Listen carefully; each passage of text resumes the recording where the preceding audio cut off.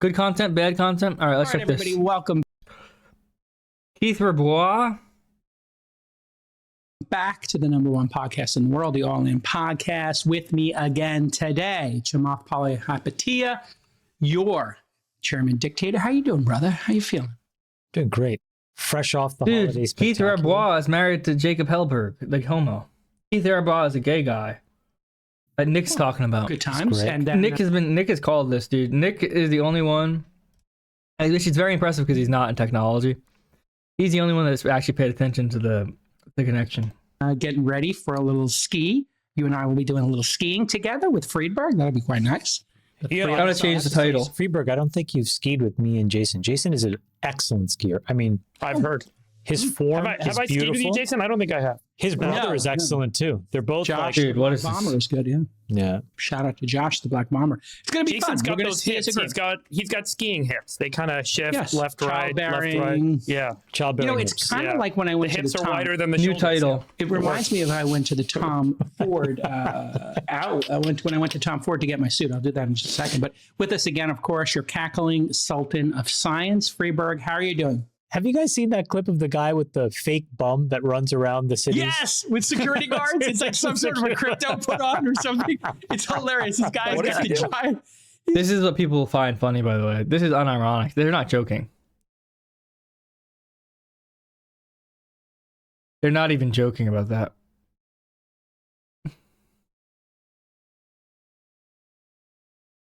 This is like, this is what I'm saying. It's like, dude, success is like inversely correlated past like 110 115 IQ. I guarantee it. It's like, bro, I'm not that smart, but somehow I'm much smarter than these people. He's got like a big Brazilian butt, and he just Like, this is like the level of intelligence, unironically, for like multi-millionaire billionaires. This is like what billionaires, this is how billionaires and millionaires think in America. You guys see that butt? runs around in tight. You guys see that guy's butt? It's fake. He pretends he has a big butt. This is literally what rich people are like. All right? I'm not kidding. This is literally like what rich people in society are like nowadays. It's Nick, can you hilarious. Bro has a big Brazilian butt, bro. For this guy. Oh my God, it's so my God, ridiculous. it's so funny. All right, with us, the cackling, with his afterglow from the holiday spectacular. Let's call it what it is. It's the Christmas spectacular. We're gonna pick a side, Friedberg. How did you like our Christmas? Why are you being spectacular? anti-Semitic, bro? How dare you? How dare you? Yeah. You can have the Hanukkah special. We'll do 2 specials. And now with us in the red Is the gay Jew. As another gay person. throne, Fully based. it's Fit Sacks. It is stylish Sacks.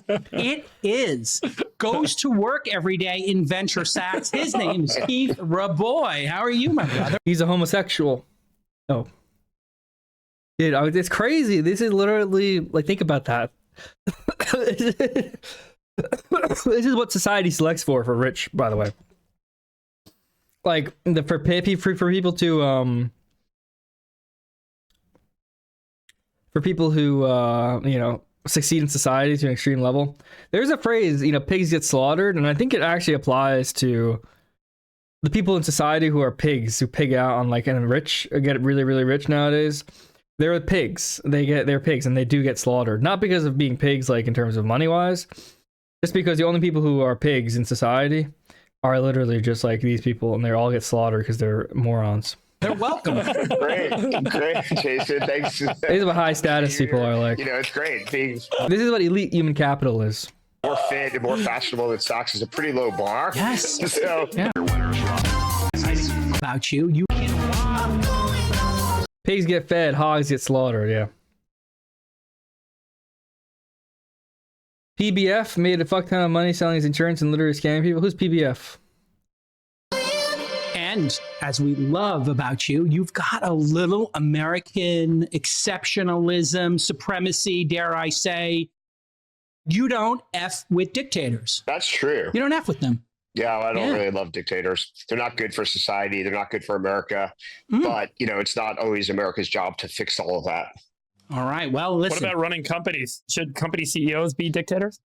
Yes, actually. So Yeah. I believe in the founder mode, the Brian Chesky founder mode. I held a conference in New York Gay nigga alert. Gay nigga alert. Gay nigga alert. Gay nigga alert. I set up to speak at called Hiring, the Art of Hiring for Founder Mode. So specifically for people who subscribe, founders that subscribe to that view, how do you hire people and how is that different than what you would hire Gay nigga alert. in a standard, monstrosity of a company like Google or something? Real generational wealth isn't like this? Yeah, I know. The real generational wealth, though, is wisdom. And that leads to money eventually. So it's not like you can be like, you can't be very wise long term and not be successful. But the real generational wealth is like wisdom, and then wealth, like financial success, is secondary to it. So financial success isn't the path to long-term wealth. The path to long-term wealth is first understanding the world, understanding what's objectively true and objectively good, and as a result, wanting what's objectively good. And as a result of that, having well-mannered decisions, good state of mind, and as a result of that, making, easily getting very rich, and then passing on that wealth. But passing on the wealth, which is the knowledge, and the money is secondary. Yeah, good founder mode in New York, by the way, just history, if I remember Columbia. correctly. Pure Lots of good 100% founder pure. mode in New York. JKL, do you want to give Keith's background for the audience? Keith, that doesn't of know? course, went to Stanford with the boys. Sachs and Peter Thiel went on to do PayPal. He had a stint at Square. He started a bunch of other companies. Worked at Founders Fund. Hold on. He went to LinkedIn. That's how it all started. Yeah, LinkedIn was pretty key. Like Reed left PayPal, started LinkedIn. I joined him. So yes, that's true. And then after that, I went back with Max Levchin from PayPal days to Slide, which is on the ash heap of history. We don't have to talk about that. But then his ears are crazy, though. The ears are just crazy. I did jump into Square as the 20th employee and helped build a pretty good company. Yeah, and then Founders Fund. Then I got lazy. I became a VC, became lazy, decided to be a VC in 2013, spent 6 years at Coastal Ventures, 5 at Founders Fund, and almost last year now. Before we jump in, I actually have a question for you. Starting already. How does that happen, Keith? How do you... Keith Woods. You're at Founders. They're interviewing Keith Woods. It's crazy. Sorry. And then you get... What pulled you to go and work with Vinod, and then what pulled you back? Like, how does that process work? Because these things are typically meant to be sort of forever jobs. That's true. So I, had the benefit. I found my forever home. Board of Square, which I think is typically how executives wind up turning into VCs. Is you forge a relationship with board members. So like, for example, Roelof Botha, who runs Sequoia, had Mike Moritz on his board. Roelof was our CFO at PayPal and Mike recruited him. So that's a very common, same thing. Ravi at Sequoia today was the COO and CFO of Instacart. Again, same thing. Mike recruited him into Sequoia. So I think that's typically how people become VCs. I always knew I wanted to be a VC since 2003. I was a very active angel investor, as you know. Even when I was, concentrating on all these other jobs, I was writing a lot of checks. And so anybody who's writing a lot of active angel checks probably has in the back of their mind, one day I might want to be a professional investor. We could talk about the merits or demerits of that, but like the goal was pretty clear in my mind. And then at some point, I think you have to make a decision. What do you want to be in life? Venture has long our gaze better than their gaze. 15, 20 years is pretty much what you have to commit to. So you don't really want to start venture when you get too old, because 20 years, you'll be like Donald Trump age. Yeah. So I can run for president. I can run for president in 25 years or something. Keith, why did you leave Founders Fund to go to COSA? So COSA was great. I spent 6 years there. The truthful reason why I left, it's kind of funny given COVID and how history changed, is I hated commuting to Sand Hill Road every day. We were one office, period, in office every single day. And I felt like the future of investing was small more in bug. San Francisco Stupid bug. than in Palo Alto at the time. And I just despised sitting in a car 45 minutes each direction. Turns out, COVID changed everything, how people do their work. Like, we're recording this by Zoom. Before COVID, we'd probably all be in the same studio recording a podcast like this. And so, but Vinod and the team was very inflexible about it. And Founders Fund was located in the city. Obviously, I knew Peter since college, as Jason alluded to. And I decided that, it was better for me. I remember talking to Sam Altman, and I said, am I crazy for changing funds mostly on a commute basis? And Sam said, you're human. And every single study of human happiness it's inversely correlated to your commute time. He's like, there's nothing wrong with being human. You're human. In any event, there are a lot of You're human. similarities That's between what normal FF people and say. KV. Am I crazy? Both are You're great funds human. that have put up, incredible. Just gay Jews talking to each other. Funded It's all just gay people talking to each other. Peter Thiel, Sam Altman, this Keith Rabois. The gay people. Am I human? You're human. like founders and companies. Studying my humanity. They're very different. KV is involved as early as possible, and FF is a momentum investor and is maybe the best on the planet at being a momentum investor. So almost every successful investment of Founders Fund over 8 funds was invested at $500 million or more entry valuation. And almost every single investment at KV in 8 funds was like the seed or Series A investment, with very few exceptions ever. And so Anduril and Ramp are the only exceptions at Founders Fund. And at KV, the only exception would be Stripe, which I led in 2013 or so, which was an order of magnitude higher valuation than any KV initial investment ever. So KV is much more an input-driven organization. Founders Fund's much more output-driven. And there's great technology companies that are input-driven, think Amazon, Apple, and there's great technology companies that are output-driven. So you can choose, but certain people are going to be better in some environments, and other people are going to thrive, in other environments. I fit in really, really well at KV. You enjoy the early stage. You enjoy year 0, year 1, year 2.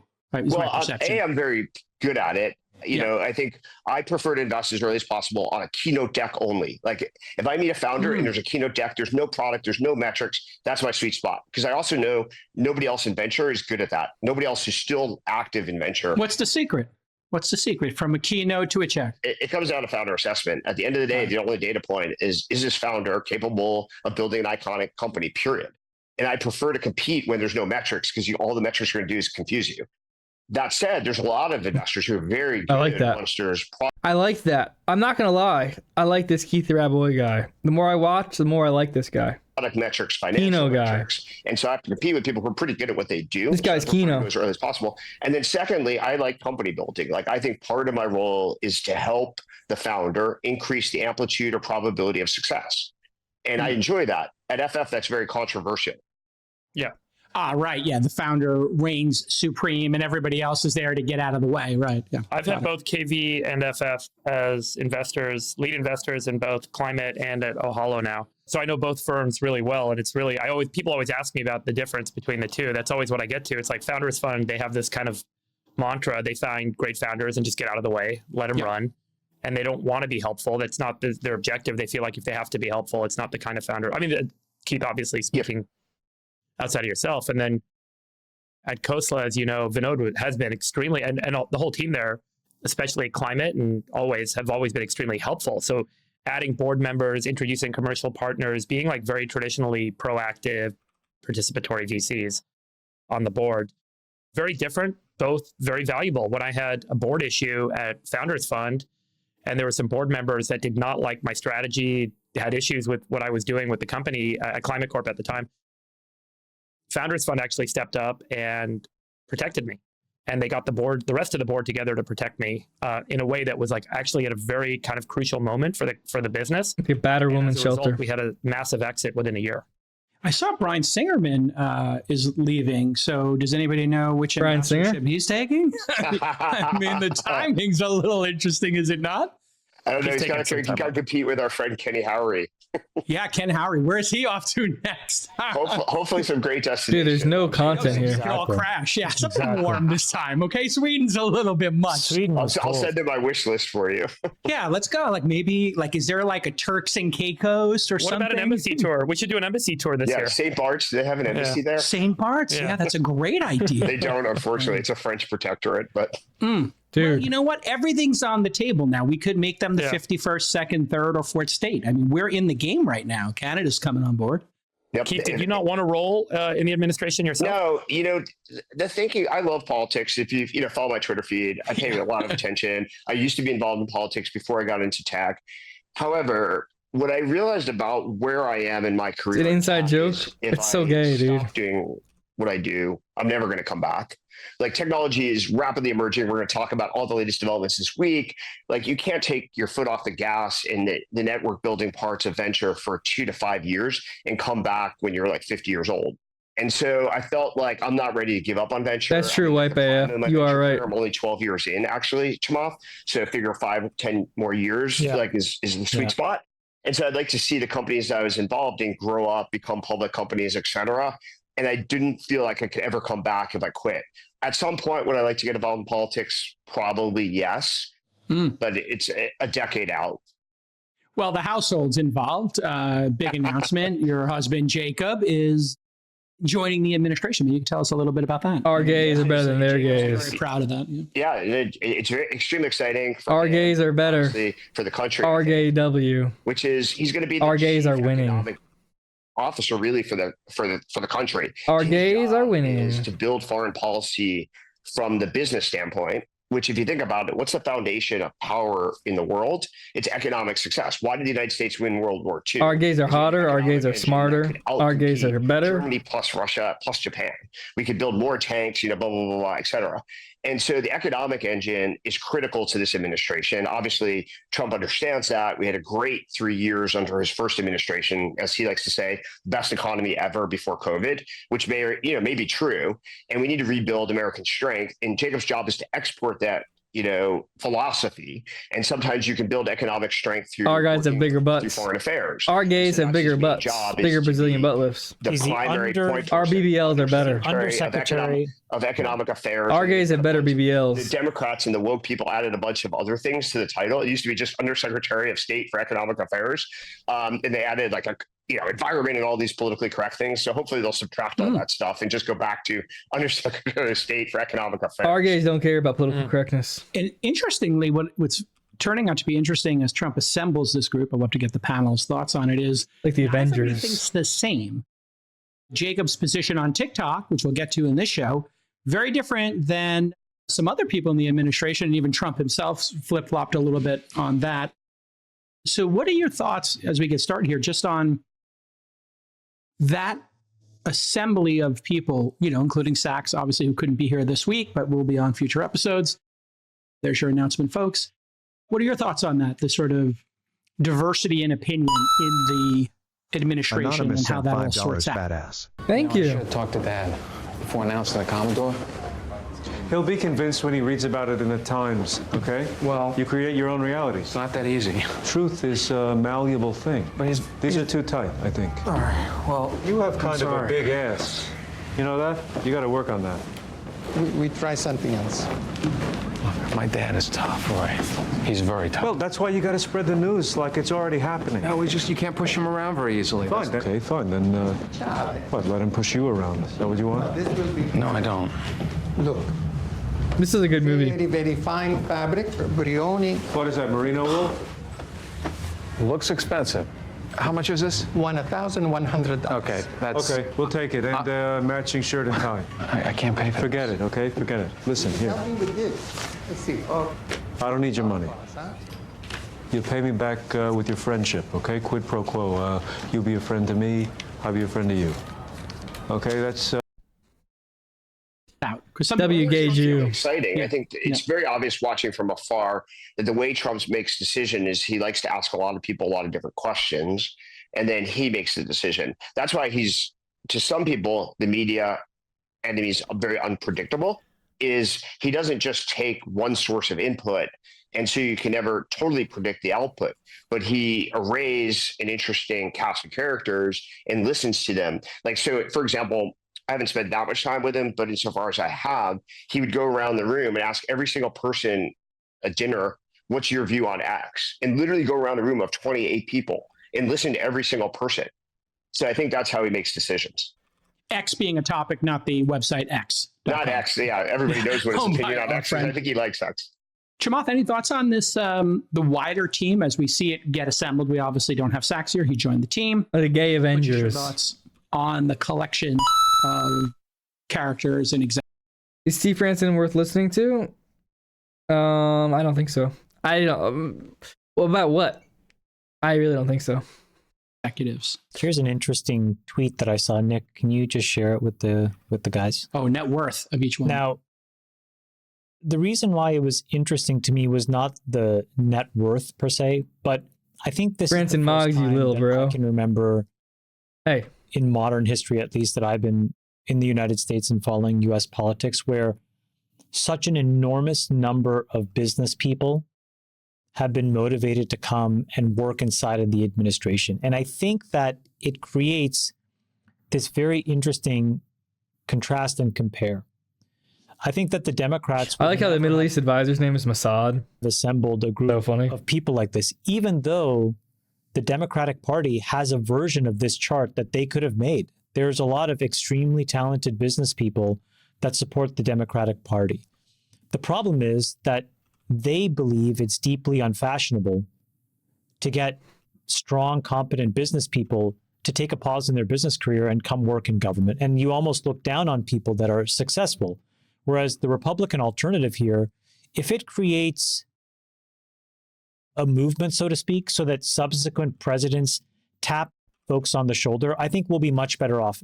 And the reason is pretty simple. Dude, we're going to have Indians everywhere. The United States economy is too complicated to be managed by theoreticians, by folks. We're going to have so many Indians, it's going to be crazy. Absolutely no working experience in the real world. We are on the verge of a disaster. To oversee those PhDs, I think you guys don't even understand how close we are to disaster. disaster. This becomes a standard, which is ask these very talented. Everything's about to be auctioned off. The entire country's about to be auctioned off. Judgment to hit the pause for a year. For these classless people. Step into government, help the country, and then go back. And this was what the founding fathers, Dave, actually prescribed. This is what they wanted. This is what they wanted. People who were in business to. The founding fathers wanted Indians and Jews and gays. The founding fathers said, I hope a gay person's running. I hope a guy who's gay married is running the country. Do a tour of duty to serve their country and then to get out. They were not interested in career politicians, correct? I've said this a number of times, but all of the founding fathers had jobs, had professions, and they stepped in to serve their country as a civic duty, participated in the process of executing the responsibilities of government, and then stepped out and went back to their private lives.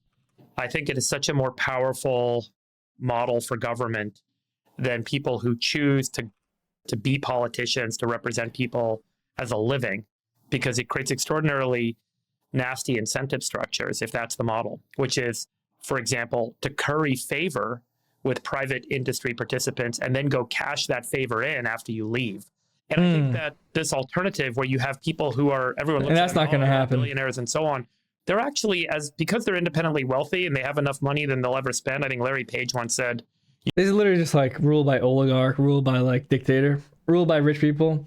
Well, actually, because they're extremely rich and they don't need your help, they'll be good. They'll be your king. They'll be good kings because they don't need your help. It's like, well, I don't want a king, dude. You can never spend more than $1 billion in your life, no matter how hard you try. It's literally impossible.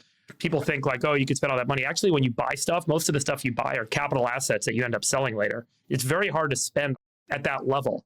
So when you have people that are truly independently wealthy, their motivation is actually quite different than someone who's trying to make it from 100K to 500K of net worth or 50K to $1 million of net I know what they want then is power. Their motivation is power. It's more demented. worth. And I think it actually creates what's in the glass? Water. Water with some creatine powder. Much more in the long-term outcome of government rather than their own personal interests. And they're just smarter. So I'll give you a simple example. I just love rich Jewish people. I just love George Soros. Just smarter. They're just smarter people. They're higher IQ. Just higher IQ. Maybe we'll talk about this later, J. Cal. I'm not sure. But when I saw the DOJ's theoretical guidance on the Google antitrust matter, their idea is to divest the browser. And I kind of scratched my head thinking, would any reasonable business person think that that was the right remedy? Meanwhile, 3 weeks later, Google's like, here's a super chip in quantum computing. Yeah. They're trying to compare like this to like Henry Ford. They're trying to compare like men of industry to like gamblers and people who are like involved in corruption. And it's actually crazy. They're trying to compare like people who are like inventors. Like you think about Benjamin Franklin, who's like fluent in a bunch of different languages, inventor, explorer, adventurer. He hired pirates when America was first starting out. It's like very, very cool. You know, figured out, had the first like fire department, also figured out about like lightning rods. And he wasn't rich. He wasn't as rich as these people. But obviously he's way smarter, obviously way more classy, way, you know, much better person, much cooler, much wiser. And then these people are just people who got rich on tech stuff. And most of it's fraud. Most of it is literal fraud and nepotism and legit like homosexual stuff. Legit being a homosexual. It's like, it's not a coincidence. It's literally just weird homosexual stuff going on here. Hi, can you speak Arabic? Yes, I can. I can speak Arabic. Why? How much are you trying to offer me? Here's the quantum computer. You're just jealous, yeah. That breaks the world. Yeah. And I thought, how is it that these folks are so disconnected from reality that they don't understand what's actually sitting inside this company? And I think it's in part because they don't know the right questions to ask. And the reason they don't know what the right questions to ask is they've never worked in the real working world. Will you be attending the World Cup in 2034 in Saudi Arabia? I'm thinking of it. Why? I'm thinking about it. I need to be sponsored. Professional class of politicians, and their understanding is 10 years old. But it's not just politicians. This is also bureaucrats. So my point is, these folks need to get off the sideline and work in a company for a while, know the bowels. They'll be much better able to guide these regulatory agencies if they actually just know what's going on. So if the right answer is some antitrust issue with a company where you need to divest, wouldn't it be great where like 100 smart businessmen looked at that and said, that makes sense? But let me give you the counter to that, Chamath, because the counter to that, which it comes up a lot, just so you can like frame the response, is why are all these people coming out of pharma companies to regulate pharma? Why are all these people coming out of big ag? I remember Paul saying they're quality and cool a few months ago. No, I like David Sachs and I like Friedberg. I like David Sachs because he's a boss. He's a thug. He's a real nigga. And I like Friedberg because he's like autistic and Spurg. He's an autistic Spurg. The other two are annoying. Big ag. Why are all these people that come from energy companies coming to regulate energy? The common refrain is business people are basically bringing business interests into the government by transporting themselves into these regulatory bodies versus somebody explain the Saudi bot in my chat. Somebody explain the Saudi like robot in my chat and what the scam is. Or what you call bureaucrats be kind of independent regulatory authorities. So what's the response in that context to that refrain? They're absolutely right, and that's how it should work. The United States can no longer afford to be a bleeding piggy bank for bad ideas. Ooh. So, yeah, like if a bureaucrat thinks the right thing to do is to divest a random browser to fix Google's monopolistic tendencies, that's not a remedy. Or spend tens of billions of dollars on a high-speed rail, like we were talking about earlier this week. This is not logical. It's not meaningful. It's misguided. This guy isn't Indian. He's Sri Lankan, dude. He's not Indian. He's Sri Lankan. He's not Russian. He's Polish, dude. So if what we want is kindergarten soccer, where everybody gets to touch the ball, that's what we are getting right now, which is it's not useful. So I would rather have a business person with the direct point of view. And by the way, with the level of transparency, the big issue, I guess, Freebrook, that would create is, could these people advantage themselves somehow to make more wealth? But the reality is that would be so obvious and laid bare. What happens today is they Yeah, that's true. Perfect timing. You're right. You're right. Perfect timing. burrow with this mid-level of an organization, and they do exactly this, but it's not very haughty people. Yep. So I'd rather be a transparent where some guy tries to take the government for $500 million and we castigate that person. Yeah, that's happening today. That's what will happen. We'll get them. We'll get them. Give them the power, and then if they do bad stuff, we can be like, hey, stop it. Hey, stop it, billionaire. If you do bad stuff, we're going to stop you. But let him have the power. Why not? You slip in the back door, you get paid $400,000 or $500,000 from a company, then you come back to the government, then you go back. Nobody knows who these people are. Nobody knows the decisions they're making, and they're altogether misguided because I can guess grounded in an understanding of the real economy. Keith, where do you fall? Yeah. Well, I share, actually, you're both right in some ways. If you look at who's Trump's pick, these successful people, they're not typically being assigned to industries they came from. So it's not like he's taking he's actually taking the opposite. Like you think of RFK, for example. So actually, I think you can take successful people who have proven themselves through merit. Like I think that's one of the other benefits of the real world is the only way you get ahead is you're in a Darwinistic experiment with other people that are comparable.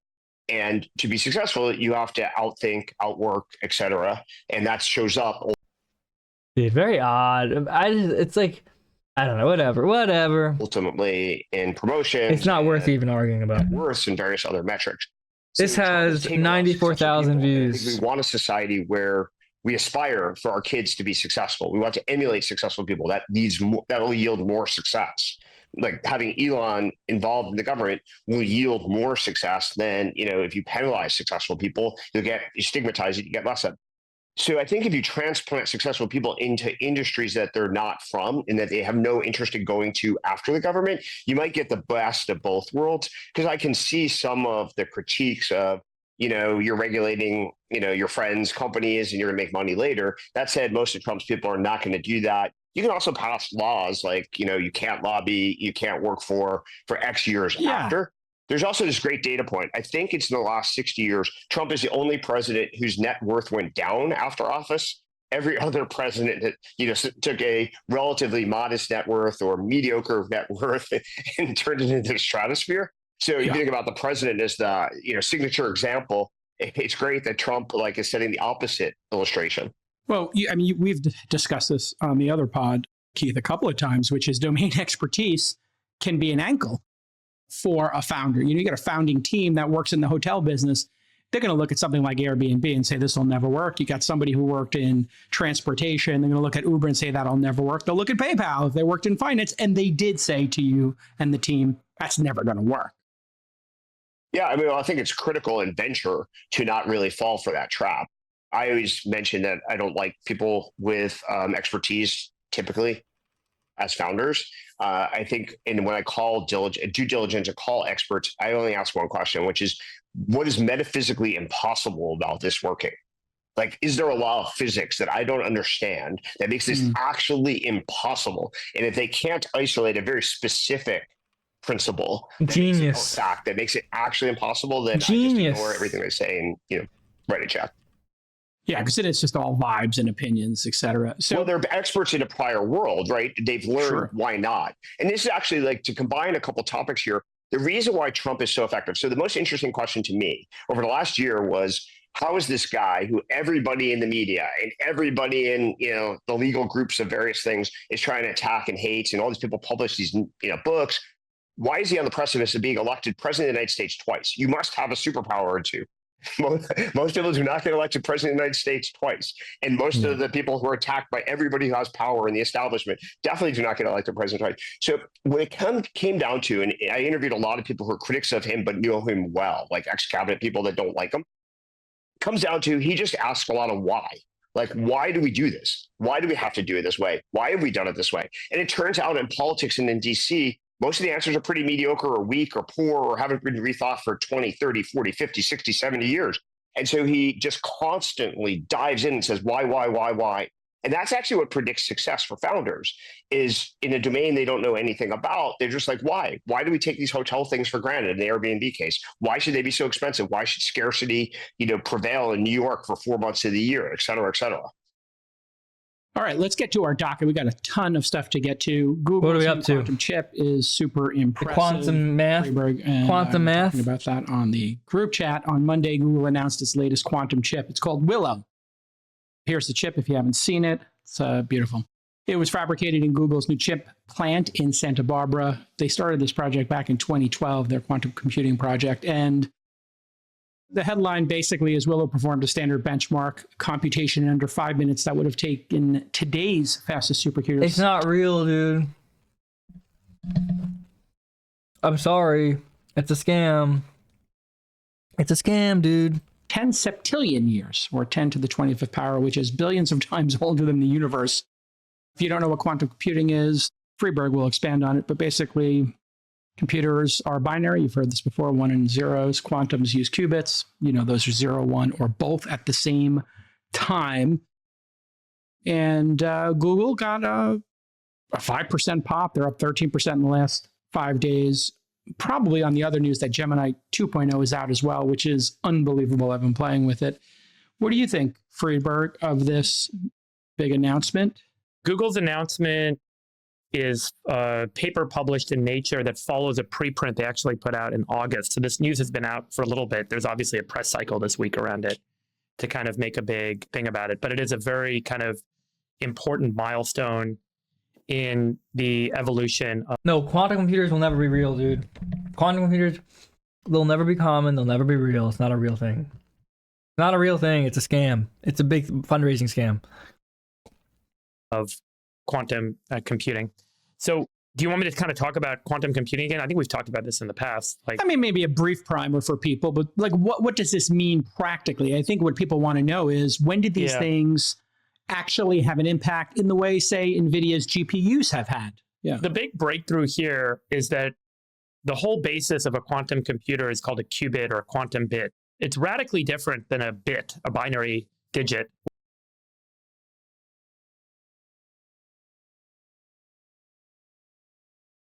Does this look real to you? Does this look real to you? Do you think this is real? Do you honestly think this is real? Do you think this is like a real thing? It's called a qubit or a quantum bit. It's radically different than a bit, a binary digit, which we use in traditional digital computing, which is a 1 or a 0. A quantum bit, you can kind of think about it as a wave function. It's sort of a quantum state of a molecule. And if we can contain that quantum state and get it to interact with other molecules based on their quantum state, you can start to gather information as an output that can be the result of what we would call quantum computation. And that sounds complicated, but what it really means is that instead of doing kind of binary computation where we're adding numbers together or doing kind of other traditional arithmetic, there are really interesting functions you can do with qubits. Qubits can, for example, be entangled. So two of these molecules can actually relate to one another at a distance. They can also interfere with each other, so canceling out the wave function. And then when you read it out, you get a result that is basically a very, very complex problem that is solved through this quantum interpretation. It's really hard to kind of highlight how different this is from traditional. Dude, you made me spit out my potato chip. Our gays are solving quantum computing while their gays are just playing in women's sports. Computing. So quantum computing creates entirely new opportunities for algorithms that can do really incredible things that really don't even make sense on a traditional computer. They're not possible to kind of resolve on a traditional computer. And sorry, let me just state one thing. The quantum bit needs to hold its state for a period of time in order for a computation to be done. And so the big challenge in quantum computing is, how do you build a quantum computer that has multiple qubits that hold their state for a long enough period of time that they don't make enough errors that you can actually do a computation with them.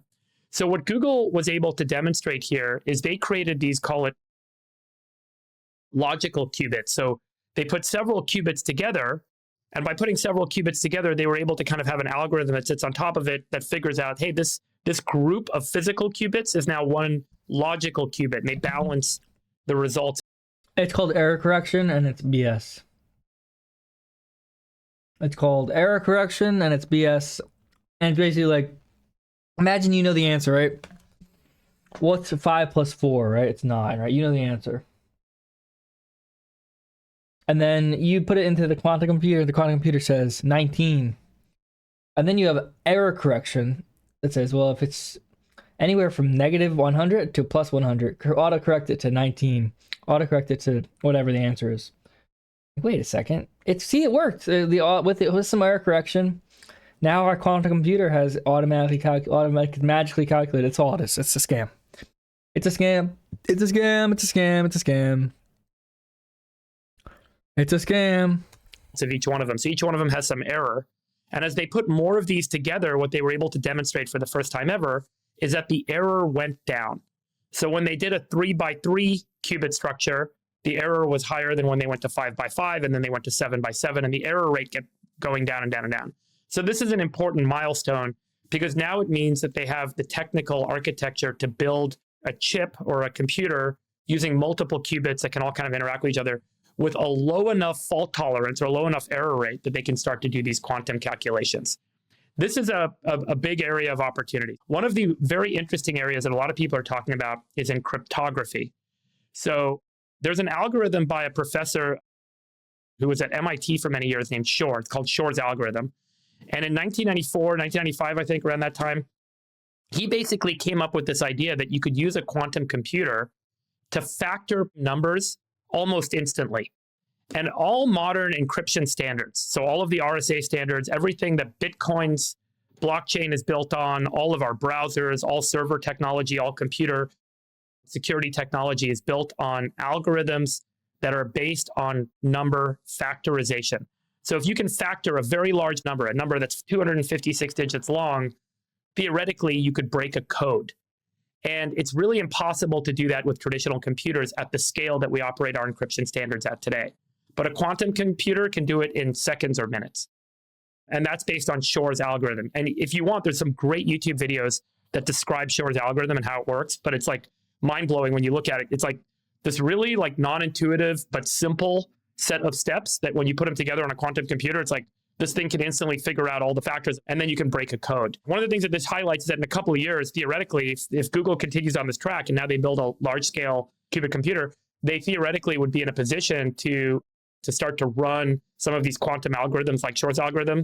And so we're now kind of spitting distance or a couple of years, it's not really clear, is it 3 years, 5 years, 7 years, but a couple of years away from having computers that theoretically could crack all encryption standards. And there are a set of encryption standards Theoretically. post-quantum encryption. Theoretically, we could theoretically do this in a theoretical future. Now, there's no timeline. There's no real timeline, but theoretically, it's going to happen, and we should still think of Google as a real company. And all of computing and all software is going to need to move to post-quantum encryption in the next couple of years. So there's like this big kind of push now to like, how do we do that? How do we accelerate it? I saw Sundar post it. I saw it in my feed. I ended up missing my next meeting because I had to figure out how long will it take for us to crack the encryption standards that we use for Bitcoin. Nick? That's so funny. I was just so shocked, and I said, what if Bitcoin can be free? How long will it take to steal all the Bitcoin? Like, dude. This is, honestly though, this is the level of intellect you're dealing with in like the government. In like the government and in like society and like people who have a lot of money. You're not dealing, these aren't like geniuses. You're dealing with literal morons. And this is who runs society, dude. Here's the answer, because I was so tilted by this idea. So if you think of Willow as essentially like one stable, logical qubit equivalent in a chip, we need about 4,000 to break RSA 2048, and we need about 8,000 to break SHA 256. You know how it's not real? You know how it's not real? If this was real, it wouldn't have been announced. The government would come in and say, oh, well, make one. All right, well, keep this to yourself and make one for us. Make one for us. We are the government. All right, you have to do this. You can't tell anybody about it and make one for us. It's just not real. It's literally just not real. Underlying encryption framework for Bitcoin. So I think you're right. I think we're in the sort of like The end game? 2 to 5 year shot clock. No, I mean, I think what'll have to happen is some of these chains will need to obviously re-implement something at a pretty foundational level. The weird thing, as Freeberg says, is like the Willow chip's error correction gets better the more of these things you start to use together. Now, there's some really big problems inside these chips, like logical interconnects are very complicated. If you put two chips on a board, like the C2C communication is all this stuff that we haven't figured out how to do, but this is a big deal. All this complicated. If you put two chips on a board, like the C2C communication is all this stuff that we haven't figured out how to do, but we're so close. I mean, we can't put two chips on a board. We're so close, though. Thank you, John Dave Irving. We're so close. We're still very close.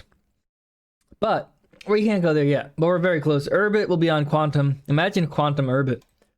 This is a big deal.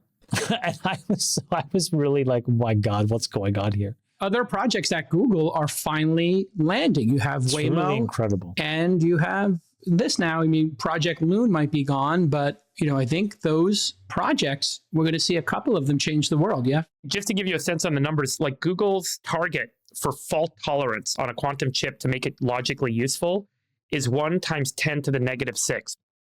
Right now, this Willow chip is kind of running at 99.7%.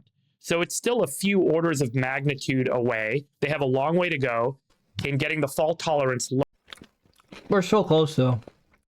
We're so close. low enough to actually build logical gates using qubits that can resolve kind of computational output.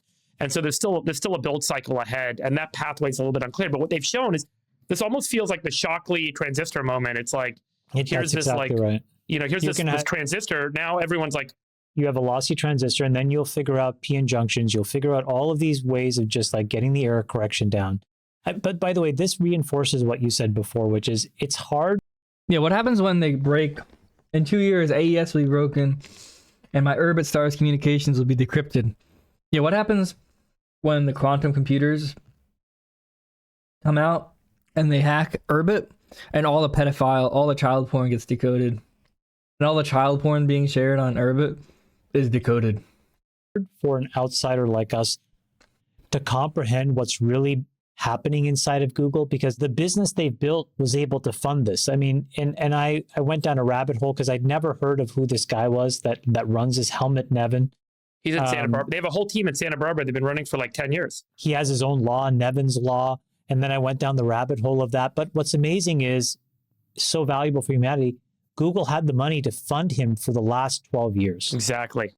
The And greatest money printing machine of all time is paying dividends. Yeah. but isn't it great to know that Google takes these resources from search, and sure, maybe there's waste, or maybe they could have done better with the Black George Washington, or maybe they could have done better with YouTube. But the other side is they've been able to like incubate and germinate these brilliant people that can toil away and create these important step function advances for humanity. It's really awesome. DeepMind is on that list as well. Keith, what are your thoughts about it? DeepMind, yeah. Yeah, so DeepMind. I think, first of all, I think there's a long time before this becomes a commercial product or application of any sort. So, it's great that they're taking money, but think about it as like almost like Stanford takes money or the US government funds basic research in some ways. This is at least a decade out kind of thing. There's another, this area way beyond my expertise, but I've been talking to a lot of smart people because I do financial services innovation. And obviously encryption is pretty critical, whether it's Bitcoin or other places. And there's a couple concerns. One is it's not even clear that you can verify that this is true, by the way. Like standard computing, to explain sort of the magnitude of difference, standard computing would take 10 to the 25th years to verify that what Google announced is accurate. So there's a chance that it's not even true. But For the sampling test they ran. yeah, Yeah, well, so the they RCS, think about that, to your 10 point- to the 2050 number of years. That's the big, I think, hole in the whole RCS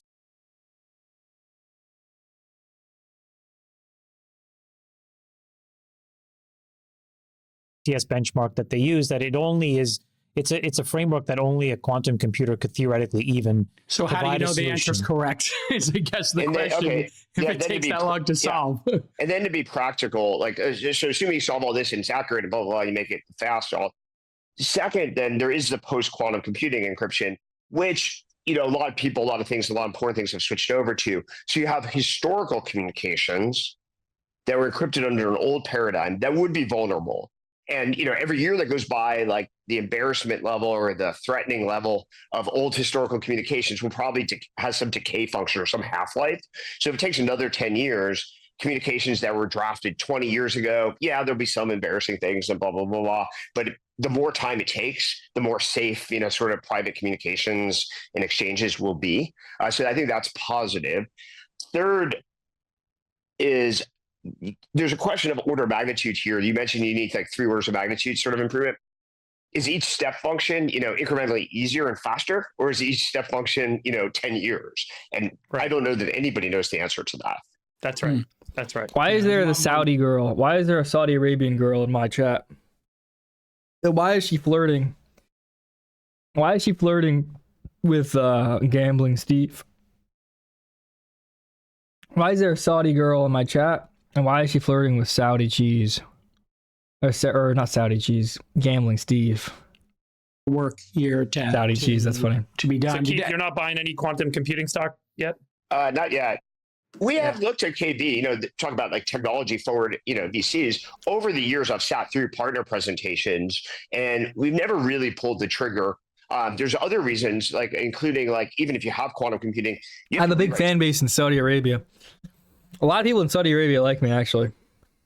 Software on top of it from it's a completely different, world. And Nothing maps at all. nothing. So you're starting from scratch. Yeah. So you have an application layer, which might be actually an interesting business opportunity. Yeah, how are these things actually going to be coded, and how are developers going to interact with them? If They're not. Maybe by that time, it'll just be AI running How do you the build code a on them. compiler? Who the hell knows? How do you build language properly? These are all It's not real, dude. It's not real. It's not real. It's fake. It's not real. complicated. Yeah, Who's going to write the basic? Who's going to write like the Microsoft basic? The interesting thing is there's a lot of work that's been done in this space. Like thinking about Lots of Saudis like Bakabazi boys. No, you like Bakabazi boys because you're like a People Muslim. do spend a lot of time thinking about this and working on this. And Saudis are noble people simulate with lots of test, oil and money. start to build out models for how you could utilize quantum computers. But obviously, we just don't have industrial scale systems at this point. there was one interstellar Marvel Easter egg in their announcement that I wanted to get your thoughts on, Freeberg. Google said I was soy faced. that this map. I soy faced so hard. I had sir, please redeem. And this all makes sense. This all makes sense when you realize Google CEO is an Indian. Google's CEO is an Indian. This is not a serious science paper, okay? This is not a serious science paper. Massive jump in performance, quote, lends credence to the notion that quantum computation occurs in many parallel universes, in line with the idea that we live in a multiverse. So is that somebody in Holy PR? epic shitballs. Holy balls. Holy epic. Holy shitballs. We are in the quantum verse Marvel movie. High AF or reads too much science fiction? Dude, you know the crazy Break this thing down for us. So the crazy thing about quantum physics is such a mind. Have you guys taken quantum mechanics? Like, I have not. I have, yeah. I remember Holy the summer I took it, shitballs. like the first quantum mechanics class, and I was like glad it was a summer course because you really have to like think like pretty deeply about. Holy what you shitballs, learn this is in quantum epic and mechanics. real. There's just nothing about it that's intuitive. Like the way we kind of think about the world is not the way the quantum world operates. In the case of a qubit, as soon as you measure the qubit, it collapses to a value. If you try and measure it, if you try and look at it, it goes to 0 or 1. The probability by which it goes to 0 or 1 is defined by, the quantum state right at the moment you observe it. It's just such a mind. So effectively, this thing is existing in a superposition in multiple states at the same time. Yep, and it's until you real. try to This is observe it. real. And that's the case of quantum mechanics. So what's kind of happening, I think, in that language. And this is totally real, not just nonsense. And this is totally real, not just completely made up nonsense.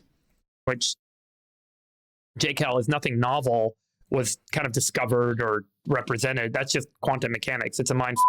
And you could go watch hours of YouTube videos if you want to like get taken down the mind rabbit hole of quantum mechanics. And I'm getting mind fucked so hard right now. What I found fascinating about this discipline Quantumly is that mind fucked. looking at a qubit changes it. Like it understands it's well, that's being true for observed. any particle. There's a slit experiment, and if you try and observe a light as a particle versus a wave, it actually changes what happens, what the outcome is of it being a particle or a wave. Same with electrons. The thing about quantum mechanics is the observation of a particle changes what happens. Serious question. Dude, that's crazy. Crazy and real. Totally real.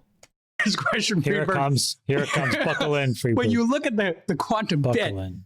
can you get a better idea of the scale of Uranus? Let's move Or on. no? Let's move on. Funny. I thought Shemaf was doing it too. Funny. It gets funnier and funnier as time goes on. Well, can I call you Easy E from now on? No, you cannot. He was queuing up a joke at the same time. No, I was thinking about Schrodinger's cat. That's like another Yeah, Mag is back and back in a big way. That when you It's go the same down concept. The woke has The died. quantum state of the cat is it's both in the box and not in the box. And You not don't in the know box. whether it's in the box You or don't not know- until you open the box. exactly, until you open the box. This is totally real. And this is actually real, and it's not weird, like retarded bullshit. This is real and actually not retarded bullshit. Believe me. It's true. It's not real. It's not just bullshit, weird, retarded bullshit. It's actually true. It's in a superposition. The cat's actually alive and dead in a superposition. It's actually 100% real. And then you open the box and there's a X probability that it's in the box, X probability it's not in the box. But when you don't see it, it's both. It's both. Exactly. And if you're a cat lady, you have 3 of those boxes. And I'm a dog person. Well, we got more engagement from Keith on that science corner than we have. Paul is right for once. I'm right all the time, dude. I'm always right. No, science. You're retarded. I'm always right. Listen, Stylish, fairness, better hold on. BMI. I need to Funnier. defend Sachs. They both said this is stupid. Oh, are you so mad about Never Peter touch Thiel's it, Aryan except prefrontal he was cortex? Why would I be mad about that at all? articulate in getting there. I'm not mad about that. I'm Aryan. Just I look like Peter Thiel. snoring. Yeah. So a lot of people confuse me with Peter Thiel. He would have done his move where he goes stupid and then like We need quantum Next rules for the The country. advantage of Monday partner meetings is I get We need to watch quantum the rules in the science fiction country. stuff, every week, even Right. if I don't really understand Right. it. But like a decade of watching science fiction, you pick up some tricks. Exactly. Do you play chess with Peter Thiel while that discussion's going I on don't like play Sachs chess does? actually. So I don't play chess at all. Oh, ever. okay. The reason Wow. why is if I do something, I want to be really proficient at it, and I don't have the time. Got it. Also, you have Wow. you have a life. Yeah, right? I like to do so like there's other things. things in the real world, Oh, big, etc. big shout out to Gukesh D, my Indian friend, 18 years old, new world champion. I saw chess that. world Wow. champion. Yeah. Have I been vindicated or what? Have I been vindicated about chess or what? I'm right about chess. I win. Indians are the chess champions. Enough said. Yeah. Do you know New him? world champion. Was he playing Magnus? Listen, Is that bro, who he listen. played? Every brown guy that's done any random useful thing in the world, we all know each other. We're in a huge group chat. Oh, is it like really? Yeah, it's just how it is. name of the group chat? isn't like the top 10 tech companies. The group chat's name is "What Can Brown Do for You?" What can Brown do for you? Okay, there it is. Also, UPS is filing Awesome. a trademark infringement case. Hey, speaking of chip news, Apple is making its own AI server chips for internal use. A report just Dude, came out. our that- country's gonna be so great. Our country's gonna be so good in like 15, 20 years. It's already so good, but it's gonna get so much better. So much more awesome. It's just gonna be perfect. It's gonna be amazing. Stuff like that all day, every day. Broadcom and TSMC are helping them develop AI inference chips. You know, inference chips like Rock, Hachimoth, and there are obviously GPUs like NVIDIA. GPUs, those are like the giant dump trucks that help you build large language models. Yeah, these inference chips are kind of like speeder bikes, motorcycles, quickly getting you the results. I from can't the wait, same bro. ones. It's I can't wait. Baltra. I don't know what that's in reference to. Mass production in 2026. They don't plan on selling the chips. They don't plan on cloud computing. The reason they're doing this, obviously, is because they really want the iPhone to be the interface, and they have planted their flag that they want to have privacy and have AI working off of your local device and not having access to your data, but having a compelling AI My gosh. experience. My iPhone does not work. I'm sorry. I'm just gonna say it. Okay. I don't Okay. know what happened in. You upgraded your software. Is what happened. You're on iOS 18. It doesn't work. After 3 years, I upgraded to the newest phone. I upgraded to the newest OS. The phone doesn't work, meaning like to call people, I can't call my wife anymore. I can't call my kids anymore. Who makes the iPhone? What country manufactures the iPhone? I forget. By the way, I think the country that's the best at chess. The phone bricks constantly. My Photos app doesn't work. It is just really bad. And I think for a company of this scale, I don't JDI, it's understand not how funny, it dude. does That's go not. You shouldn't be joking at that. All right, it's not this. We're supposed to stick together. You're not being loyal. You're not being loyal. through a more complicated test harness that catches all of this. I'm There's sorry, definitely I'm not trying to some- complain, but because I know it's hard for them and I know it's You're complicated. just not being loyal right now. But it's really bad. You're not the only person. People are freaking out about the interface changes on photos. Crashing is a major thing, and Apple Intelligence just doesn't work. So it does seem, Keith, that Apple has gotten off their game of making polished stuff to race to try and, I guess, catch up to their perception of, AI being a disruptive force at the interface level, i.e. your phone or desktop. What are your thoughts on this news story about them doing more chips? They've obviously had great success with the processors and phones, and now the M4. Incredible. If you haven't tried the Mac Mini, best computer for the dollar in the world right now. But what are your thoughts on Apple? So the most important thing about Apple is to remember it's vertically integrated. And vertically integrated. It's so gay. Everything's so gay and stupid, honestly. Like, who cares? Who gives a crap, bro? Companies, when you construct them properly, have a competitive advantage that really cannot be assaulted for a decade, 20, 30, 40, 50 years. And so chips, classic illustration, go all the way down to the metal, build a chip that's perfect for your desired interface, your desired use cases, your desired UI, and nobody's going to be able to compete with you. And if you have the resources, because you need balance sheet resources to go in the chip direction, it just gives you another 5 to 10 year sort of competitive advantage. And so I love vertically integrated companies. I posted a pinned tweet. I think it's still my pinned tweet about vertically integrate is the solution to the best possible companies. But it's very difficult. You need different teams with different skill sets, and you need probably more money, truthfully, more capital. But Apple's just going to keep going down the vertical integration, software, hardware, all day long. And there's nobody else who does hardware and software together in the planet, which is kind of shocking in some ways. Is there a world-class company, a company that's world-class, that's both software and hardware other than Tesla. Apple? Yeah, maybe. NVIDIA? Google? NVIDIA, well, not really. Could they do a world-class? I can't take this anymore. I can't take it anymore. I cannot take it anymore.